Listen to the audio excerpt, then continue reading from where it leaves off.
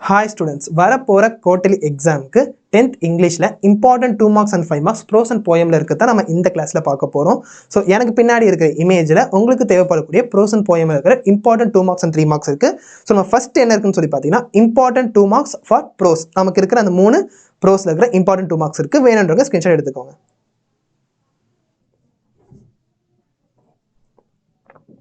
And போயமில் இருக்கிற important 2 marks. So நமக்கு அந்த லைன்ஸ் கொடுத்துட்டு அதுலேருந்து கொஸ்டின் கேட்பாங்களே, ஸோ அது மாதிரி இருக்கிற இம்பார்ட்டண்ட்டான 2 மார்க்ஸ்.